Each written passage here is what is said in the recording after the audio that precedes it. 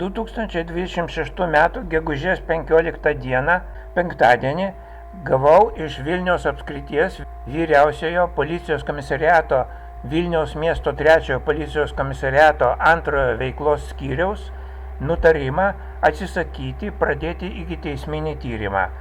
Skaitau toliau. Pareiškėjas aš, vyriausiasis tyrėjas Laima Brazauskaitė. Nustatytos aplinkybės ir pagrindas, dėl kurių baudžiamasis procesas negalimas. 2026 m.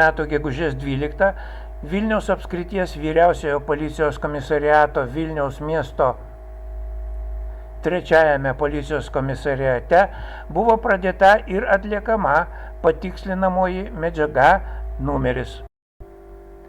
Pagal nusikalstamos veikos požymius numatytus Lietuvos Respublikos Baudžiamojo kodekso 182 straipsnio 1 dalyje sukčiavimas.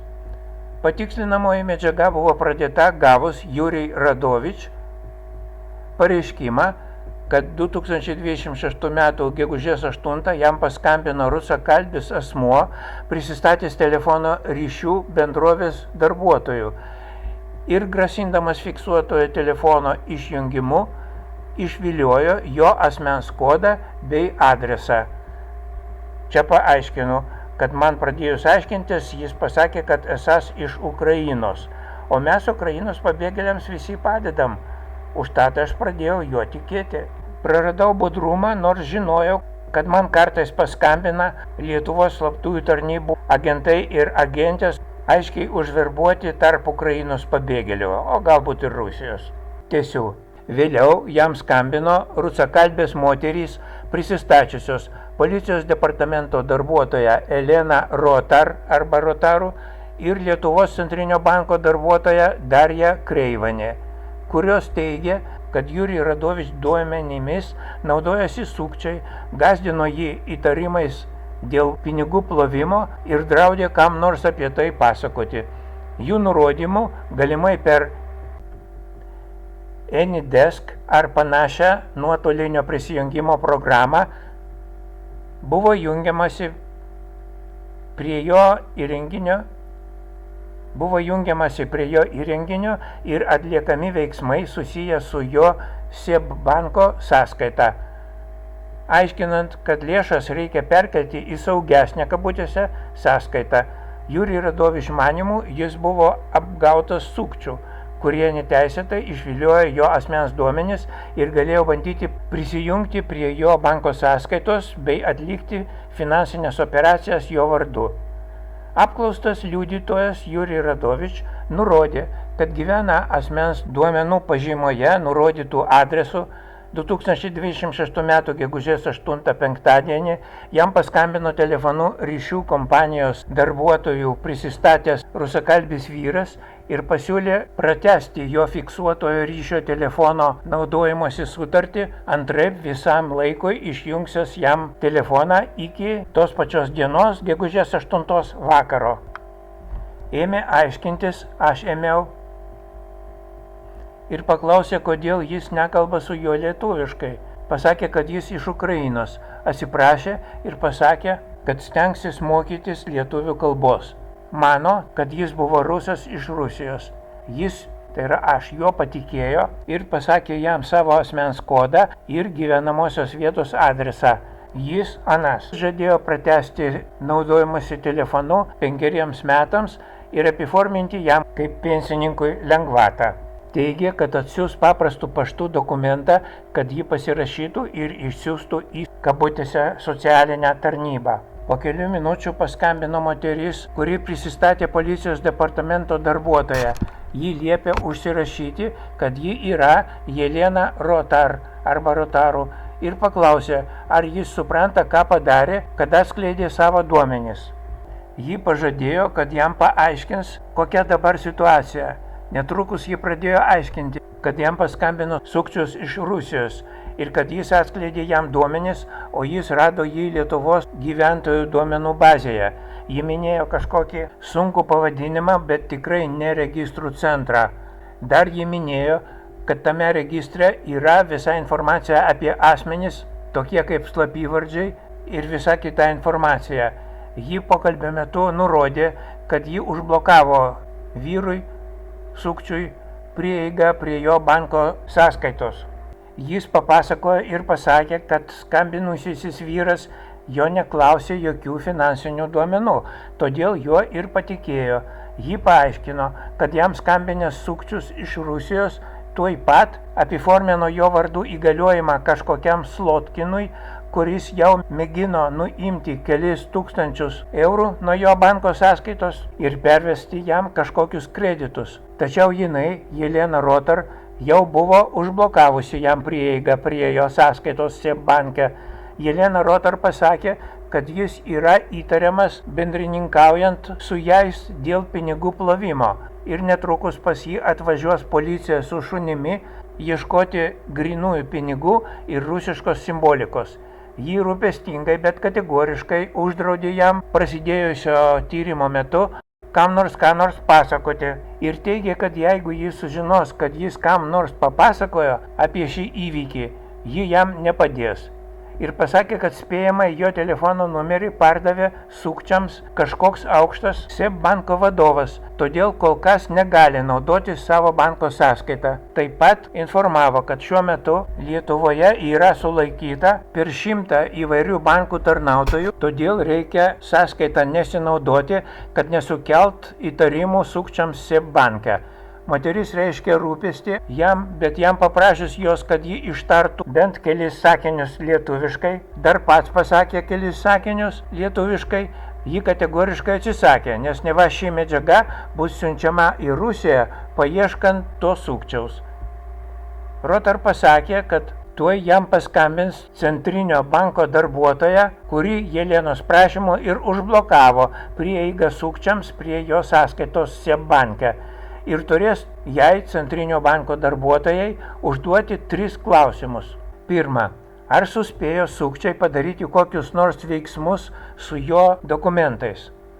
Antra, kaip išspręsti šitą klausimą taip, kad nepakenktų tyrimui?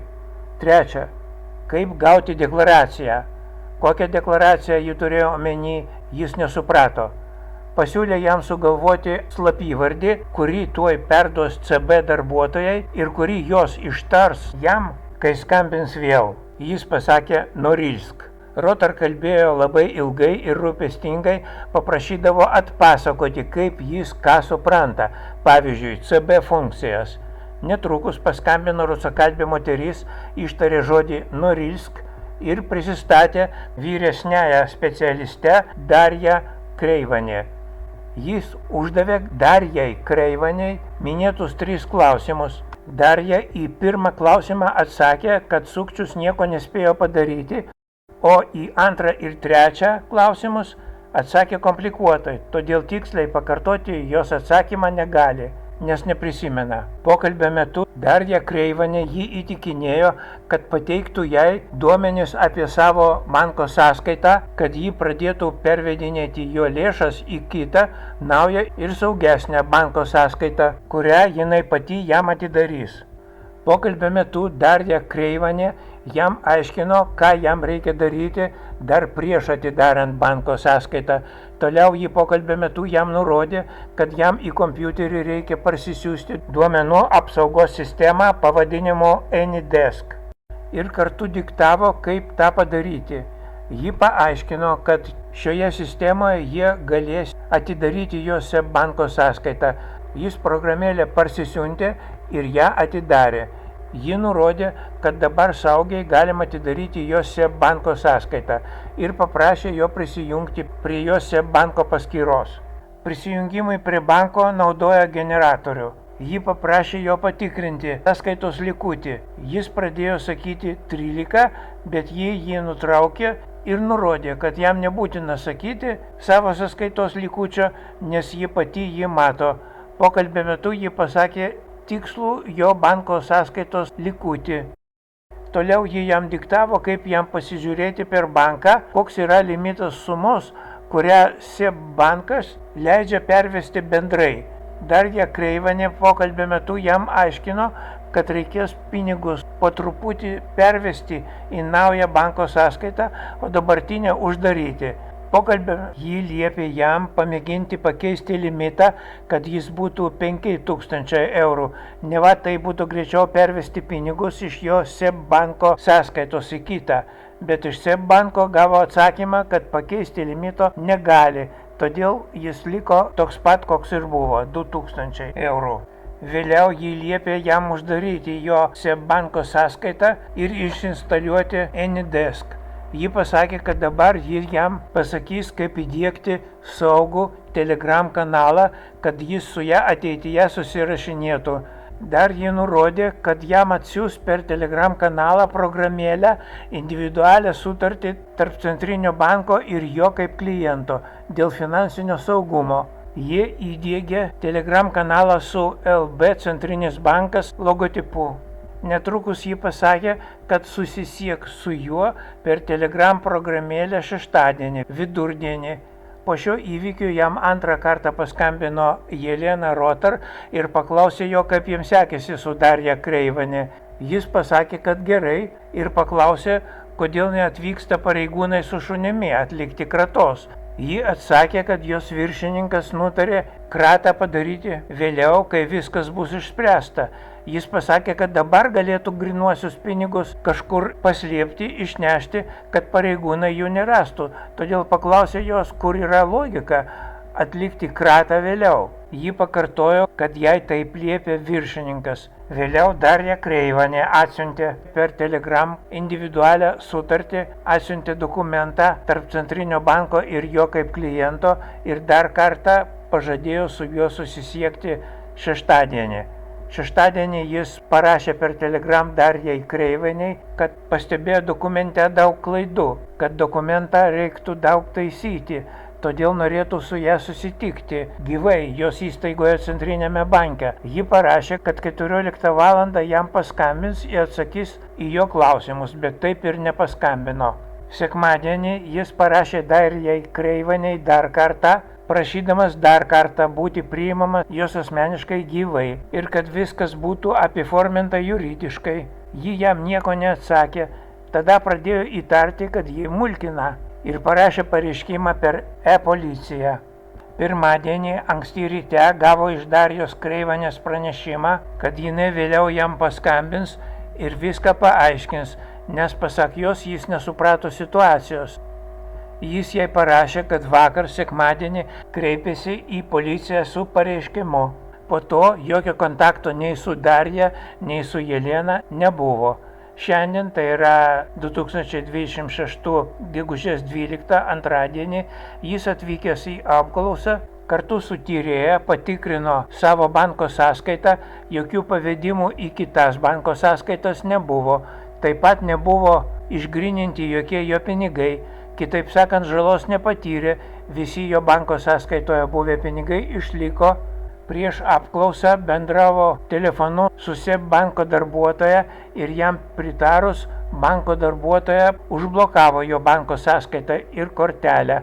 SEB banko darbuotoja nurodė, kad išduos jam naują banko kortelę ir atidarys kitą banko sąskaitą. Dar nori paminėti, kad neturi mobiliojo telefono, naudojasi tik laidiniu, todėl neturi galimybės patikrinti jam skambinusio asmenų telefono numeriu.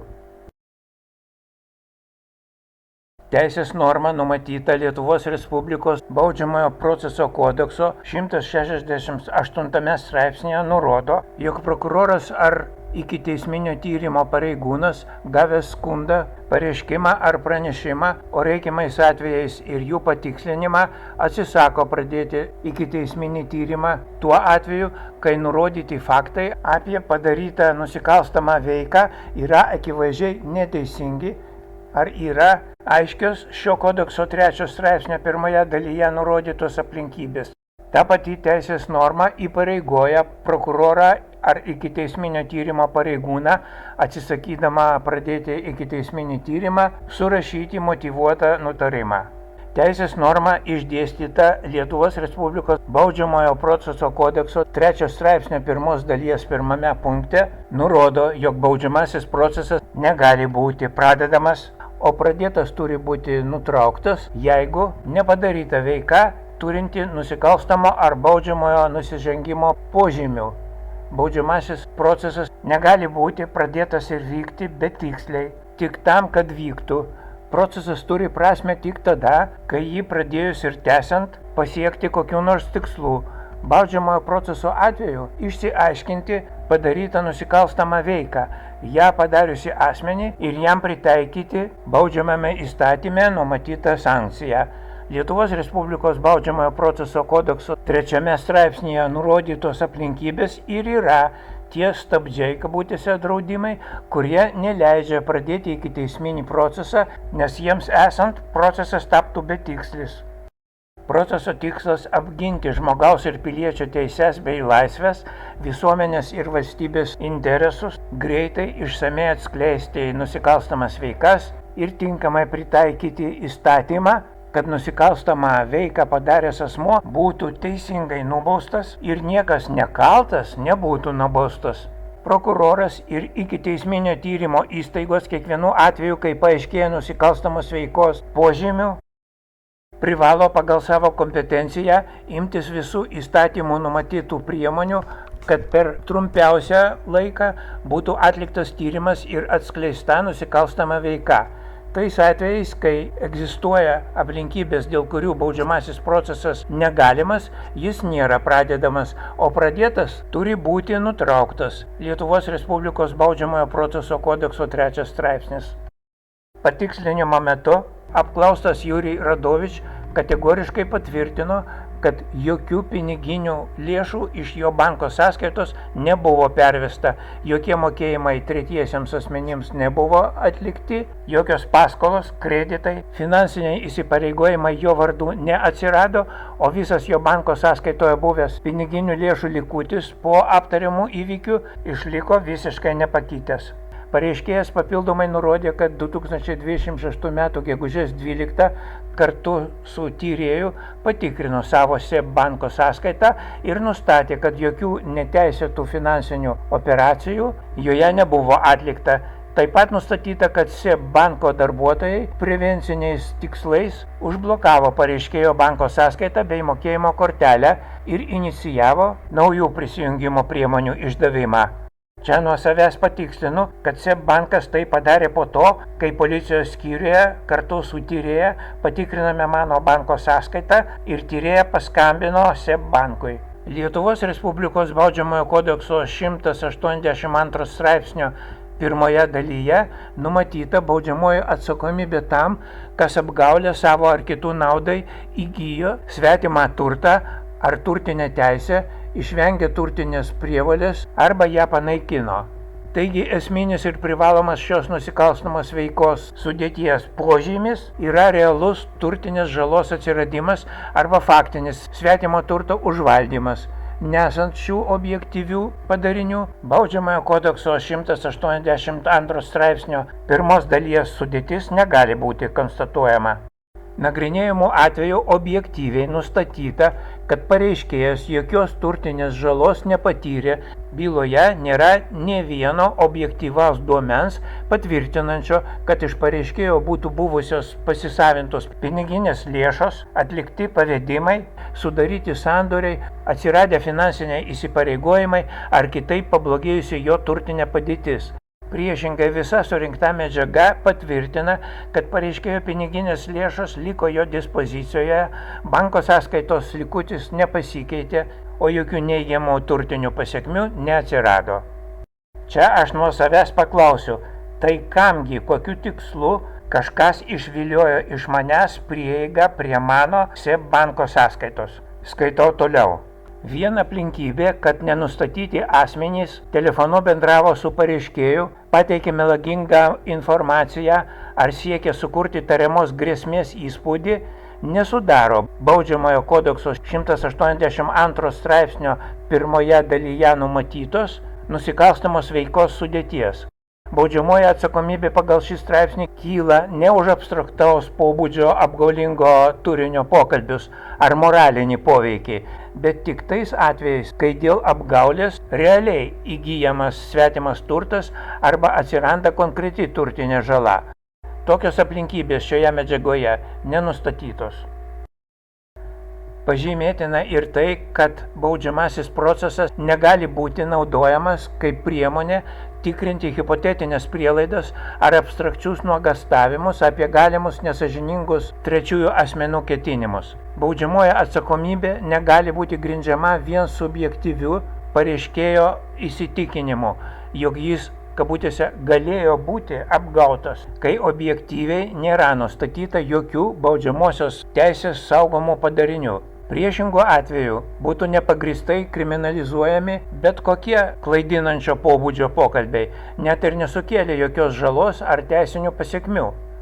Esant tokioms aplinkybėms, ikiteisminio tyrimo pradėjimas ir baudžiamojo proceso vykdymas būtų grindžiamas vien teorinėmis prielaidomis apie galimus trečiųjų asmenų ketinimus, tačiau ne objektyviais nusikalstamos veikos požymiais ir ne realiai atsiradusiais baudžiamosios teisės saugomais padariniais.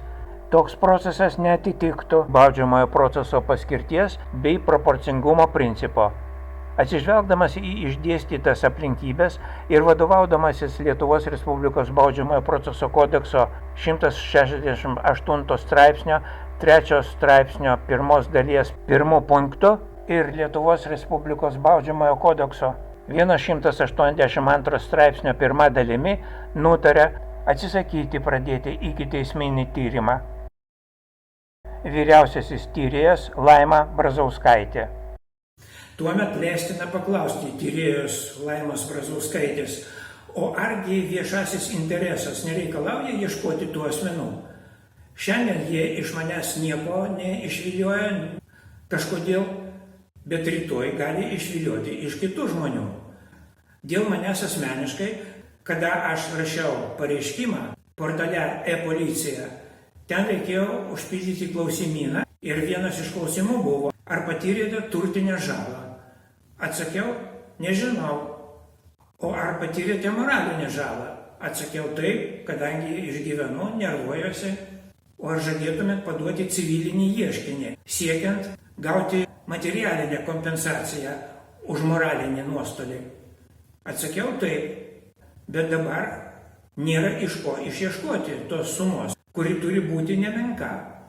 Kadangi Brazauskaitė ir tiksliau pasakęs jos viršininkai nenori ieškoti tų asmenų. O tų asmenų tarpe yra galbūt vadovai vietiniai, kadangi ta Darija Kreivanė, kuri neva Centrinio banko darbuotoja, jinai kalbėjusi su manim telefonu rusiškai, o kai įdiegė man Telegram kanalą ir aš jai parašiau lietuviškai, jinai atsakinėjo lietuviškai. O tikriausiai už ją kažkas rašė lietuviškai. Kodėlgi dėjoj? O todėl, kad jie žino puikiai, kad visa ta brigada jokie yra ne sukčiai, o tai yra Lietuvos slaptųjų tarnybų, konkrečiai VSD, dar viena psichologinio teroro provokacija prieš mane.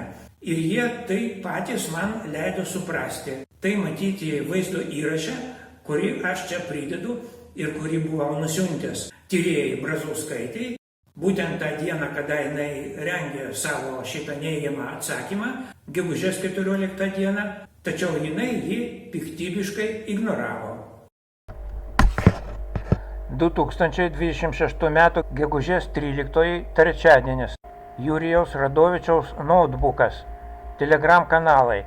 Pažymėto Telegram kanalo CB Centrinis bankas vietoje anksčiau buvo Telegram kanalas su Lietuvos banko logotipu, tai yra LB Centrinis bankas. Kaip jį savo įsidiegti, gegužės 8 dieną penktadienį man buvo diktavusi telefonu spėjamai apsimetėlė iš Centrinio banko, prisistačiusi kaip Darija Kreivanė, kad mes susirašinėtume.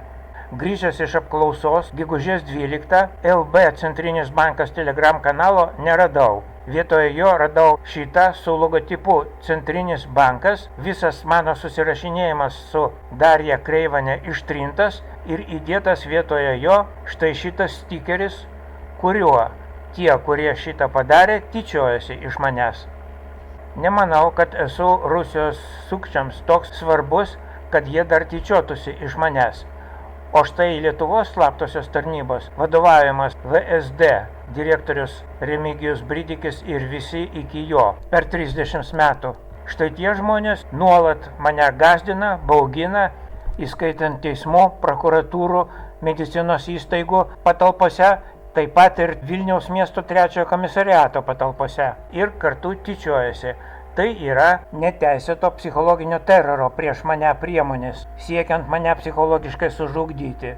Štai dėl to jie surengė visą šitą didelę provokaciją, panaudodami SEB banką ir savo rusakalbius darbuotojus, vaidinusius sukčius. Nepaėmė nei vieno cento iš mano SEB banko sąskaitos nuo penktadienio vakaro, tai yra nuo gegužės 8 vakaro iki gegužės 12 dienos antradienio vidudienio, kada man esant Vilniaus miesto 3 policijos komisariate, mane iškvietusi pareigūnė Brazauskaitė susisiekė su SEB banko vadovybė ir mano SEB banko internetinė prieiga prie mano SEB banko sąskaitos buvo greitai užblokuota.